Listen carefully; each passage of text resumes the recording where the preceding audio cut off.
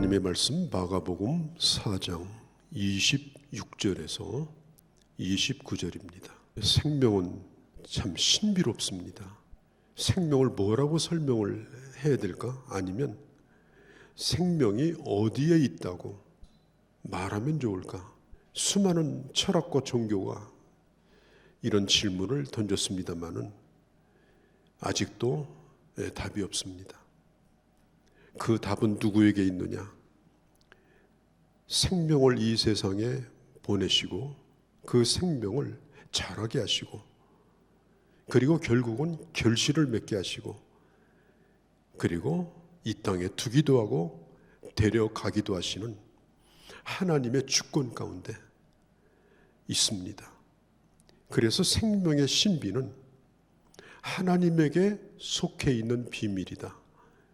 이렇게 말할 수가 있습니다. 감사한 것은 내가 살아있다는 것, 내가 살아서 뭔가를 생각하고 특별히 창조주신 하나님을 기억하고 그 주님을 우리가 섬기며 이 시간도 주님을 예배할 수 있다고 하는 것이 이게 얼마나 놀라운 기적이고 얼마나 놀라운 축복입니까?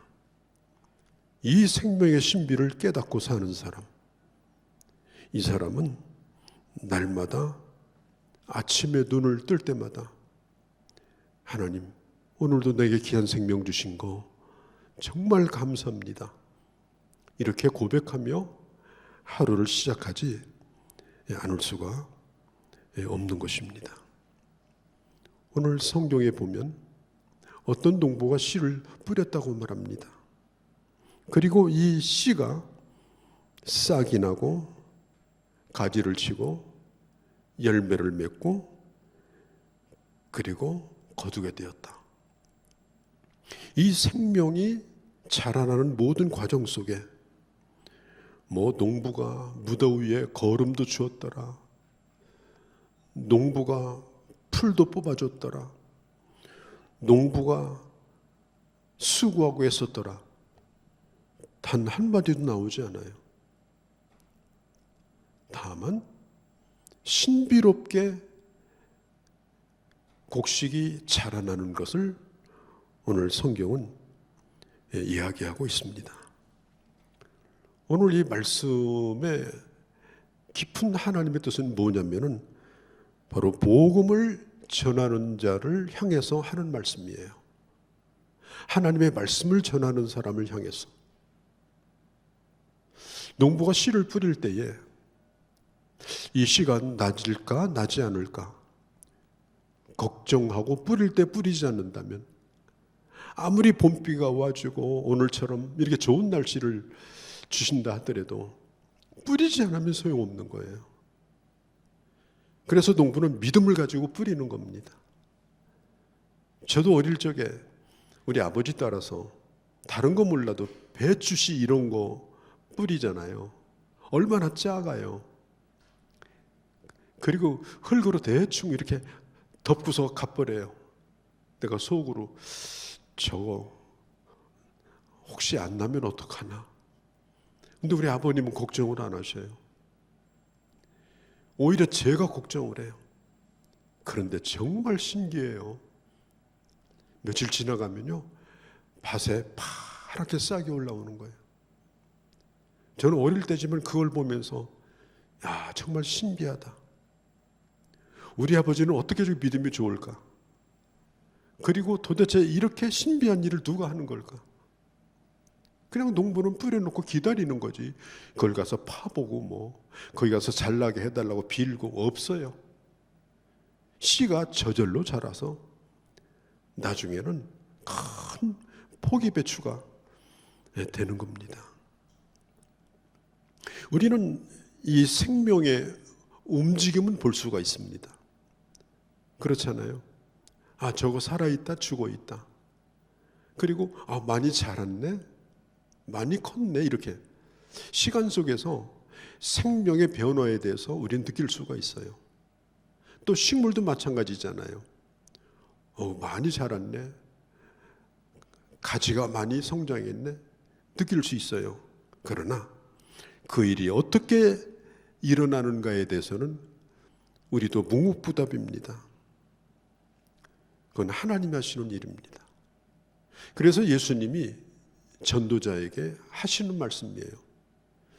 씨가 싹이 날까 나지 않을까 염려하지 말라. 네가 할 일은 씨를 뿌리는 거다. 그리고 하나님이 일하신다. 하나님이 일하신다. 심지어 뿌렸던 씨를 새가 쪼아먹고 그걸 새가 어디에 가서 배설물로 저 먼 데다 버려도 씨는 거기서 반드시 싹이 나고야 마는 거예요. 그 싹이 나게 하는 그 역사를 우리는 하나님의 말씀을 전하는 사람들은 성령의 역사다. 진리는 진리 자체에 힘 있는 것이 아니라 그 진리가 진리되도록, 진리가 믿어지도록, 진리가 그 사람을 살리도록 역사하는 분, 그게 바로 성령 하나님이시다. 그래서 사도 바울은 이렇게 말했어요. 듣지 못한 일을 어찌 믿으리요? 그렇죠. 들어보지도 못한 분을 어떻게 믿어요? 이 지상에 계시 받아가지고 예수 믿었다 그런 사람 한 사람 없어요. 하늘에서 음성이 들려서 너 예수 믿어라 이래서 예수 믿은 사람 없습니다. 반드시 누군가가 복음을 전해준 사람이 있는 거예요. 직접 들었든지 전도지를 통해 들었든지 방송을 통해 들었든지 누구에겐가 이 복음이 그에게 심어졌기 때문에 예수를 믿게 된 거예요. 그래서 성경은 옳습니다. 전하지도 않았는데 어떻게 듣겠느냐 그 말이에요. 들어본 적이 없는데 어떻게 믿겠느냐. 한 사람이 예수를 믿고 거듭나고 하나님의 자녀가 되는 그 과정 속에는 복음을 전하는 자의 역할이 반드시 거기에 있어야 된다. 여러분들이 어떤 영혼을 두고 하나님 앞에 기도하십니까? 기도만 하시지 말고 반드시 가서 심으셔야 됩니다. 예수 믿으시라고. 예수 그리스도가 이런 분이라고. 기도하는 사람의 책임이에요. 누가 그를 위해 기도하겠습니까? 내가 기도하잖아요. 그러면 그에게 가서 씨를 뿌려줄 자가 누구이겠습니까? 바로 기도하는 나예요. 그래서 성경은 말하기를 때를 얻든지 못 얻든지 꼭 기회가 될 때만 아니라 기회를 만들어서 그에게 반드시 이 복음을 전해야 된다. 인간은 이 세상에 자연인으로 태어납니다. 어떻게 보면 예수를 믿지 않고 이 세상에 살아가는 그 사람은 그냥 자연인이에요. 영혼이 거듭나지 못한 복음을 받아들여야 되는 밭으로 이 세상에 존재하는 거예요.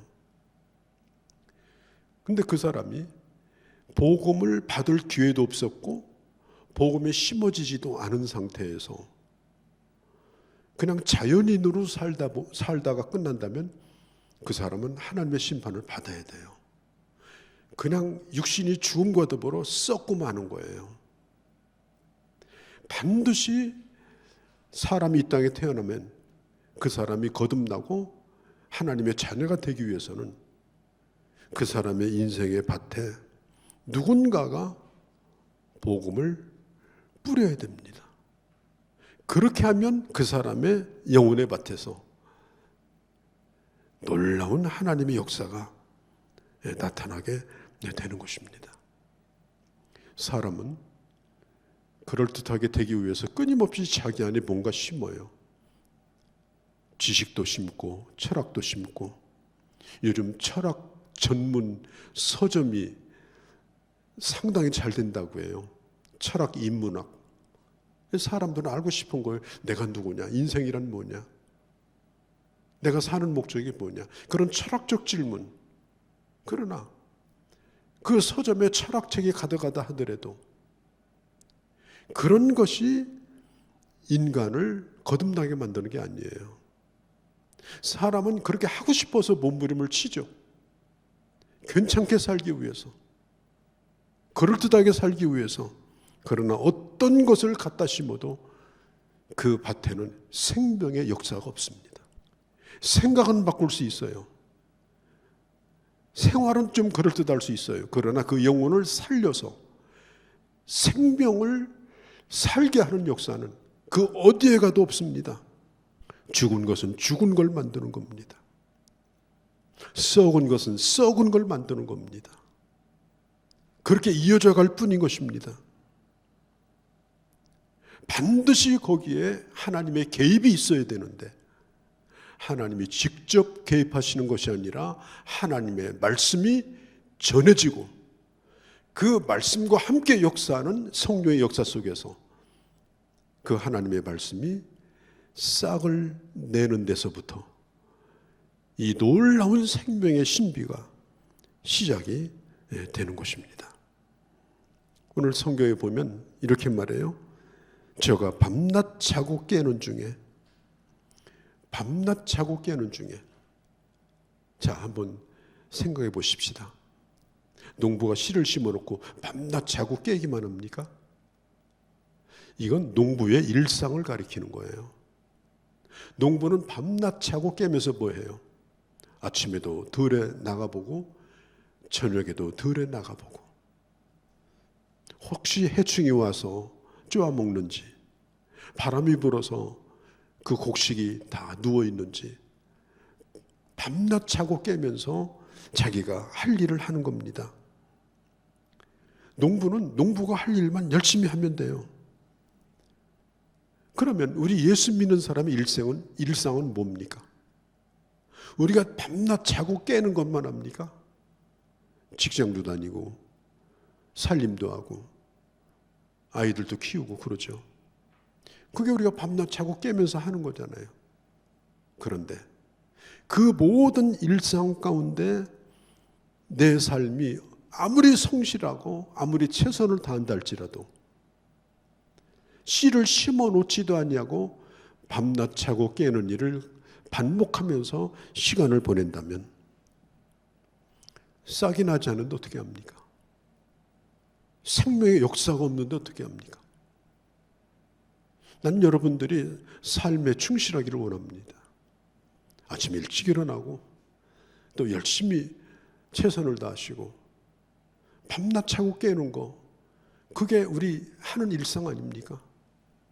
그러나 씨를 심어놓고 그렇게 하셔야죠.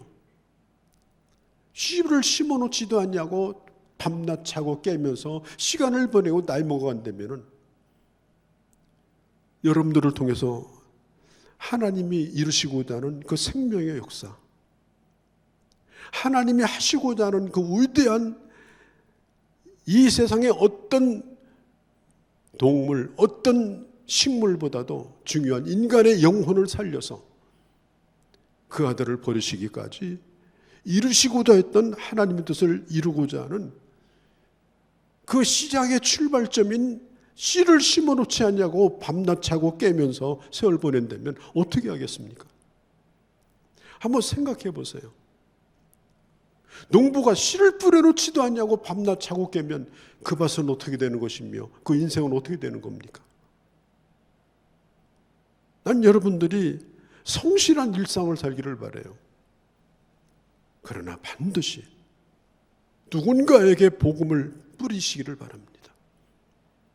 어떤 사람에게인가 복음을 뿌리시기를 바랍니다. 그러면서 내가 할 수 있는 최선을 다 하는 겁니다. 그 다음에는 내가 할 수 있는 일이 아닙니다. 그 다음에 생명이 자라는 것은 내가 어떻게 할 수 있는 일이 아니에요. 그래서 오늘 이 밤낮 자고 깬다는 말이 그냥 가만히 앉아서 그냥 놀고 먹는다, 그런 뜻은 아닙니다. 한 사람 속에 어마어마한 가능성을 하나님은 주셨어요. 우리 자신도 하나의 씨앗과 같은 역할을 하는 것이고 이 세상에 많은 사람들도 그런 가능성이 있습니다. 하나님이 함께 하시면 위대해져요. 한번 생각해 보세요. 요셉이 애굽 땅에 던져졌어요. 자기 형들이 요셉을 뽑아다가 애굽 땅에다 집어던졌어요. 요셉은 왜가 내 종살이 하는지, 왜가 내가 이렇게 억울한 일을 당하는지 정말 몰랐어요. 도대체 자기 자신이 뭔가. 그런데 하나님께서 그 애굽 땅이라고 하는 어려운 땅 속에서 하나님이 요셉을 키워주셨어요. 요셉이 점점 자라나요. 나중에는 얼만큼 자랐느냐. 야곱이 죽을 때 요셉을 위해서 기도할 때 이렇게 기도했습니다. 담을 넘는 나무와 담을 넘는 덩굴과 같았다. 요셉은 애굽 땅에 뿌려진 하나의 씨앗이었지만은 하나님이 그를 기르시니까 하나님께서 그 어마어마한 애굽 제국의 총리가 됐습니다. 애굽의 국민들 가운데 어떤 한 사람도 어떻게 저렇게 자격이 없는 사람이냐, 어떻게 저렇게 히브리 사람이 우리 총리가 될 수 있느냐, 한 사람도 이의가 없었어요. 그렇게 하나님이 위대하게 요셉을 키우셨어요. 우리가 기억할 것은 하나님께서는 내가 어떤 사람에게 하나님의 말씀을 전할 수 있기도 하지만은 하나님은 내게 복음을 주셔서 나를 지금도 자라게 하신다는 사실을 잊으시면 안 됩니다. 하나님은 지금도 내 안에서 일하셔요. 나를 이 세상에 하나님은 심어주시고, 그리고 하나님은 나를 지금도 키워나가십니다. 내 안에 영적 생명이 존재하고, 하나님께서 요셉을 키우셨듯이 형들이요, 내가 애굽 땅에 팔린 것은 바로 애굽의 민족을 살리기 위해서이고, 그리고 우리 가족들이 70여 명의 가족들이 가나안 땅에서 굶주렸을 때 살리려고 나를 보내셨습니다. 하나님이 왜 어려운 땅에 나를 두셨는가? 왜 내게 생명을 주시고 나를 키워가시는가? 나 혼자 잘나라고요? 나 혼자 그럴듯하게 살라고요? 아닙니다. 누군가를 살리기 위해서, 내가 아닌 누군가를 살려내기 위해서 하나님께서는 여러분들을 이 세상에 심으시고, 그리고 오늘 또 키워가시고, 여러분들을 통해서 수많은 씨앗들이 이 땅에 떨어져서 하나님의 위대한 역사를 이루기를 원하시면서 오늘 여러분들이 먹고 마시고 자고 일상의 삶을 살면서 지금 시간을 보내게 하고 계신 겁니다. 그렇게 따져본다면 오늘 내가 이 하루하루 산다는 것이 얼마나 귀합니까? 내가 생명을 가지고 하나님의 사람으로 산다는 것 자체가 얼마나 위대한 하나님의 목적이 있고 하나님의 비전이 있습니까? 우리는 이것을 잊지 말아야 돼요. 때로는 힘들고 어려워서 나 혼자 버티기도 힘들고 나 혼자도 버거운 것 같지만 결코 여러분 그렇지 않습니다. 우리가 모든 고난과 역경을 이기고 하나님의 사람으로 산다면 반드시 하나님께서는 여러분들 한 사람 한 사람을 통해서 하나님이 이루시고자 하는 하나님의 놀라운 생명의 역사를 준비해 두셨다는 사실을 여러분 믿으시기를 바랍니다.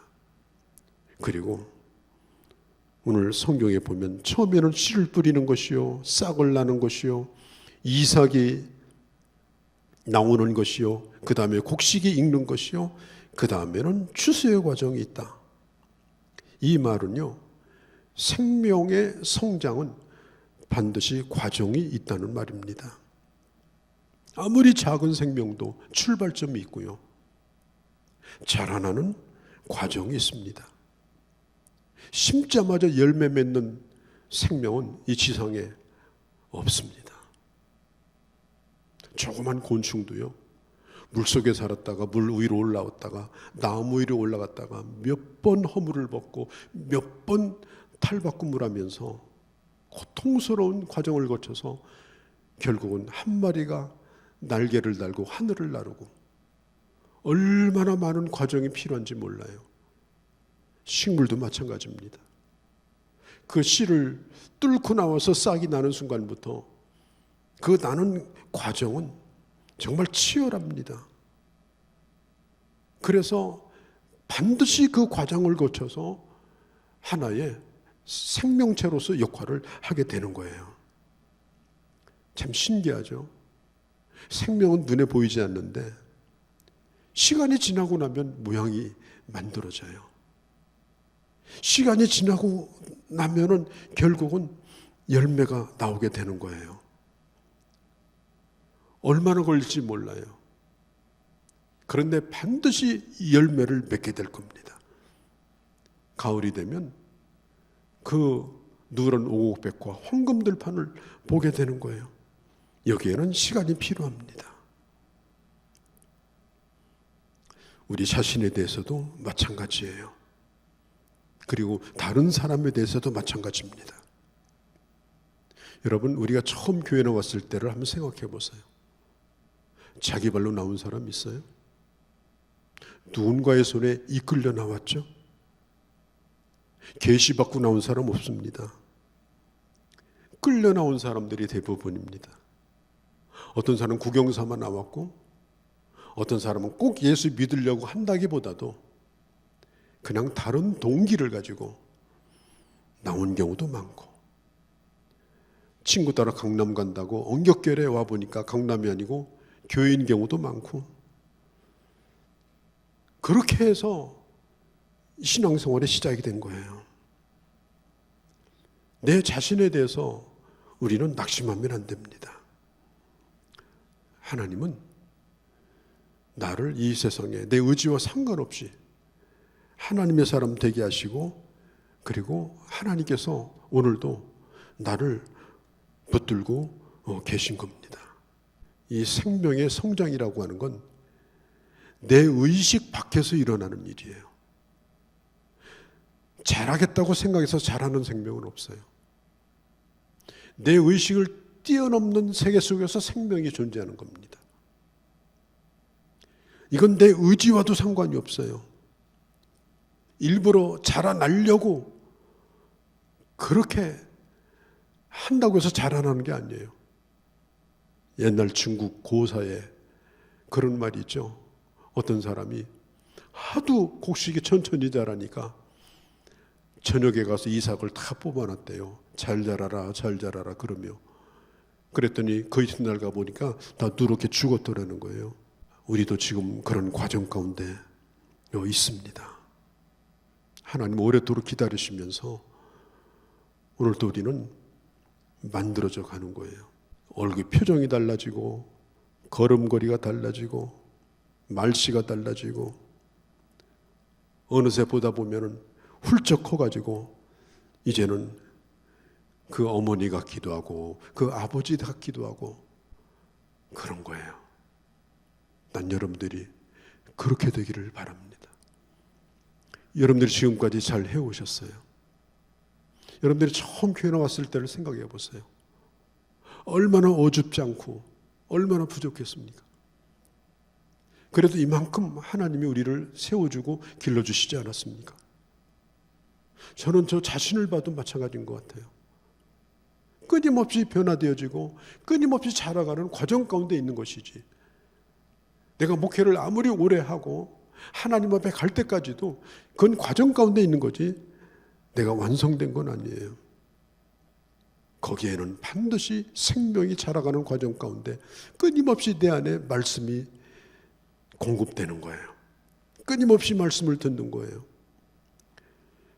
성경 베드로전서에 보면은 이렇게 말합니다. 베드로전서 1장 23절 25절에 너희가 거듭난 것이 썩어질 씨로 된 것이 아니라 썩지 아니한 씨로 된 것이니 하나님의 살아있고 항상 있는 말씀으로 되었느니라. 그러므로 육체는 풀과 같이 그 모든 영광은 풀의 꽃과 같으니 풀은 마르고 꽃은 떨어지되 오직 주의 말씀은 세세토록 있도다. 우리가 끊임없이 하나님의 사람으로 자라가는 과정 속에 반드시 우리 안에서 이루어질 일이 뭐냐?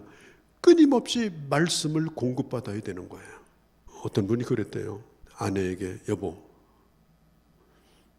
당신이 내게 일생 해준 메뉴를 나는 알 수가 없지. 어떤 때는 튀겨도 주고, 어떤 때는 끓여도 주고, 어떤 때는 비벼도 주고. 아마 당신이 준 음식을 내가 먹은 것은 아마 수천 그릇은 될 거야. 그게 다 어디로 갔을까?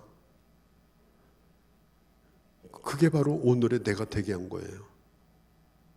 콩나물에 시루에 물을 계속 주면 물이 빠져나갑니다. 그 물이 다 어디로 갔을까?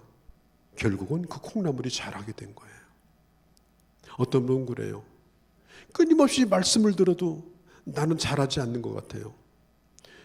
다 기억하고 싶은데 다 잃어버려요. 어떻게 하면 좋을까요? 괜찮아요. 듣고 잃어버려도 괜찮아요. 오늘의 말씀으로 오늘 살면 돼요. 다음 주는 다음에 또 은혜 받으면 돼요. 그렇게 하게 되면 우리는 끊임없이 건강하게 신앙생활도 잘하고 나도 모르는 사이에 어느 순간 그럴듯 해지는 겁니다. 그래서 내가 해야 될 일이 뭐냐면 끊임없이 말씀을 내 스스로에게 공급을 해줘야 돼요. 그렇게 하면 생명이 자라는 건 하나님이 하시는 거예요. 내가 하는 게 아니에요. 거기 조건이 있어요. 주의 말씀을 끊임없이 공급해줘라. 다른 사람에게도 말씀을 끊임없이 뿌릴 뿐 아니라 내 심령의 밭에도 나도 자라야 되니까 하나님의 말씀을 뿌려라. 저는 신앙생활한 지가 꽤 오래됐습니다만은 저는 고등학교 때 들었던 말씀을 지금도 기억합니다. 고등학교 때 목사님이 전해줬던 메시지를 지금도 그대로 기억합니다. 아이들이라고 해서 아이들 예배가 아닙니다. 저는 어른 예배의 은혜를 받고 사명을 받았고 목사가 됐습니다.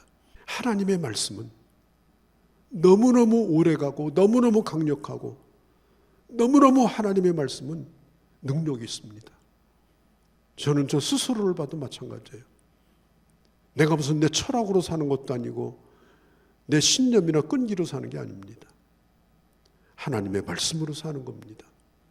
처음도 그렇게 살았고 젊을 때도 그렇게 살았고 지금도 그렇게 삽니다. 이것은 내가 하나님 앞에 갈 때까지 끊임없이 내게 공급해 줘야 되는 거예요. 그래야 하나님이 나를 만들어 가시는 거예요. 하나님이 나를 키워 가시는 거예요. 어떤 사람은 이런 얘기를 해요.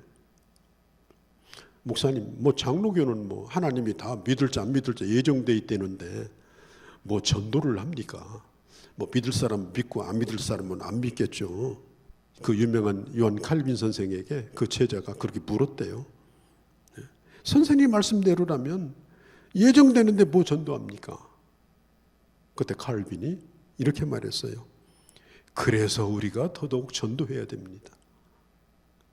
누가 믿을지 안 믿을지 모르기 때문에, 누가 예정된 자인지 아닌지 모르기 때문에 우리는 누구든지 복음을 전해야 됩니다. 여러분, 맞는 말입니다. 하나님이 누구를 택했는지 택하지 않았는지 그건 알 수가 없어요. 중요한 것은 오늘 내가 하나님의 일꾼으로 고린도전서 3장에 있는 것처럼 바울은 심었고 아볼로는 물을 주었다고 했는데 한 영혼을 구원하는 하나님의 위대한 역사에 하나님이 부족한 나를 통하여 오늘 내가 전하는 복음을 통하여 한 영혼이 구원받을 수 있다면, 한 영혼을 구원하는 하나님의 위대한 하나님의 예정의 역사가 이루어질 수 있다면 오늘 내가 복음을 전한다고 하는 것이 이게 얼마나 놀라운 일입니까? 누가 전해주기를 바라지도 말고 누가 전도하기를 바라지도 말고 먼저 내가 가서 복음을 전하고 그리고 씨를 뿌리는 일을 내가 먼저 해버리는 거예요. 임자 있는 맛이 아니에요. 이 세상의 사람들은 임자가 있는 맛이 아니라 임자가 없어요. 내가 가서 뿌리면 되는 거예요. 뿌린 자의 상급은 내가 받는 거예요. 뿌린 자의 기쁨과 뿌린 자의 보람을 내가 누리는 거예요. 예수를 아무리 오래 믿어도 뿌려보지 못한 사람은 그런 기쁨이 뭔지, 추수의 기쁨이 뭔지, 생명의 신비가 뭔지를 모르고 삽니다. 겨우 자기 숨쉬고 사는 거예요. 여러분 그렇게 사시겠습니까? 그렇게 살고 싶지 않잖아요. 내가 가서 뿌리면 돼요. 하나님이 택한 자면 구원할 거예요. 그러나 택한 자를 구원하시는 하나님의 위대한 역사 가운데 오늘 내가 쓰임받고 있다고 하는 그 기쁨을 가지고 뿌린다면 하나님은 그를 구원하시는 겁니다. 빌그램 목사님이 이런 말을 했어요. 왜 사람들은 전도를 못하나? 첫 번째는 전도에 대한 두려움 때문이다. 내가 복음 전해가지고 저 사람이 거절하면 어떻게 할까? 그럼 장사는 어떻게 합니까? 물건 파는 장사꾼들이 와서 맨날 물건 만져보고 만지작거리고 뭐 살 것처럼 상담하고 다 삽니까? 가게 문 닫아야죠. 그런데 왜 복음 전하는 것은 그렇게 하십니까? 그가 믿든지 안 믿든지 상관이 없어요. 너무너무 내가 가지고 있는 이 복음, 이것은 소중하기 때문에 그에게 진실을 다하여 주고자 하는 마음으로 복음을 전하는 거예요. 두려울 필요가 없는 거예요. 또 한 가지는 전도하고 싶어도 전도 방법을 모르는 사람이 있다고 합니다. 물론 고기 잡는 사람이 고기 잡는 법을 배운다면 더 잘 잡겠죠. 우리가 그런 기회가 있다면 훈련도 받아야 되겠죠. 그렇지만 내가 진정으로 구원받고 내가 받은 은혜가 있다면 그런 훈련이 없다 하더라도 내가 하나님의 사람으로 살면서 복음 전하면 하나님은 나를 통해서 일하시는 겁니다. 그래서 밭을 고를 필요가 없어요. 무조건 갖다 뿌려요. 그리고 누가 거둘지 걱정하지 마세요. 요한복음 4장에 보면 이렇게 말씀했어요. 심지도 않은 것을 거두는 축복을 주시겠다고 했어요. 하나님은 신기해요. 오늘 내가 여기다 뿌렸잖아요. 그런데 여기서 거두지는 못하고 남이 뿌려놓은 걸 거두게 하셔요. 어떤 사람은 가다가 옆구리 찔러 예수 믿어 한마디 했는데 그 다리 쓰러져서 예수 믿어요. 그건 내가 전도를 잘해서가 아니라 이미 다 준비가 된 사람이에요. 누군가에 의해서. 다만 거두는 걸 하나님이 내게 축복으로 주신 거예요. 내가 어떤 사람을 전도해서 다 거두지 못해도 저 사람 안 믿는다고 낙심하지 마세요. 언젠가 그도 시작이 날 거예요. 그리고 다 익은 열매와 같은 사람도 건드리면 떨어지는 열매도 거두게 되어져요. 그런 놀라운 신비를 여러분 꼭 경험할 수 있기를 바랍니다. 하나님은 여러분들을 통해서 그런 일을 하시고 싶은 거예요. 추수 때가 되어서 들판에 곡식이 다 부르익었는데 길 지나가는 사람이 농부에게 아니 어떻게 해서 저렇게 곡식이 잘 됐습니까? 비결 좀 가르쳐 주세요. 농부는 이렇게 말합니다. 모르겠슈. 내가 한 일 없슈. 맞아요. 생명이 자라는 걸 봤습니까? 열매 맺는 걸 눈으로 본 적 있습니까? 교회도 마찬가지예요. 어떻게 다 교회가 부흥이 되시오? 몰라요. 하다 보니까 부흥되시오. 그게 답이에요. 교회가 무슨 뭐 방법 행사 가지고 부흥됩니까? 하나님이 하시는 일이에요. 다만 나는 그렇게 하다 보니까 됐다. 이게 내 간증일 수밖에 없어요. 밤낮 자고 깨면서 내가 할 일을 성실히 했어요. 사랑의 물도 주고 은혜의 물도 주고 사랑의 관심도 가지고 그리고 끊임없이 말씀으로 전도하고 전도된 사람을 양육하고 그러다 보니까 이렇게 됐다. 하나님의 역사다. 날이 풀려서 좋은 것이 아니라 이제는 심을 수 있는 겨들이 왔구나. 이제 얼굴과 얼굴을 대하여 마스크도 벗을 수 있는 때가 됐구나. 정말 하나님이 좋은 때를 우리 인생에 주셨다. 좋은 때를 우리 교회에 주셨다. 기쁨과 확신이 저에게 있었습니다. 말씀을 뿌리십시오.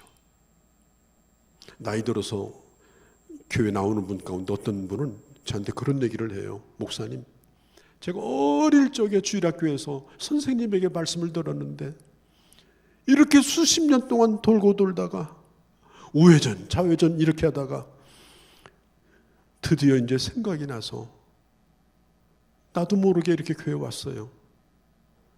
그렇게 오래 가는 사람도 있어요. 그런데 그 수십 년 전에 그 씨를 뿌린 일이 없었다면 그가 오늘 어떻게 교회 나오겠습니까? 여러분, 실망하면 안 돼요. 내 자신에 대해서도 여러분 기대를 가지시고요.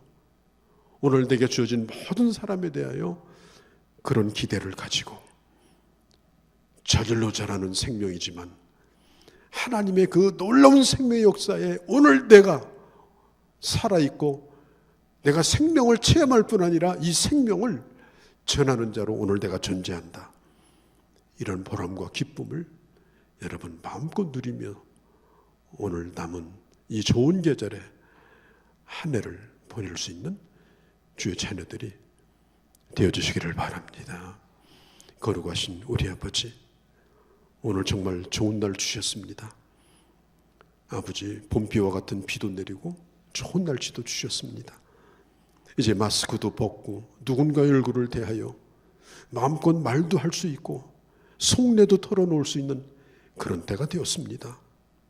원망, 한숨, 비관 그런 것이 아니라 이제 우리 입에서 살아있는 하나님의 말씀이 뿌려지고 떨어져서 아버지, 나도 자라고 함께 자라나는 수많은 믿음의 동료들을 바라보며 올 한 해는 마음껏 농부의 기쁨을 누리고 뿐만 아니라 하나님의 교회도 크게 붕대어지는 놀라운 역사가 일어나게 하여 주시옵소서. 우리 주 예수님의 이름으로 기도하옵나이다. 아멘. 예수 그리스도의 은혜와 하나님 아버지의 극진하신 사랑하심과 성령 하나님의 감화감동 역사심이 오늘 예배 중에 함께한 형제 자매들 머리머리 위에와 그리고 이 땅에 있는 교회와 모든 열방과 민족 가운데 이제로 영원히 함께 계실지어다. 아멘.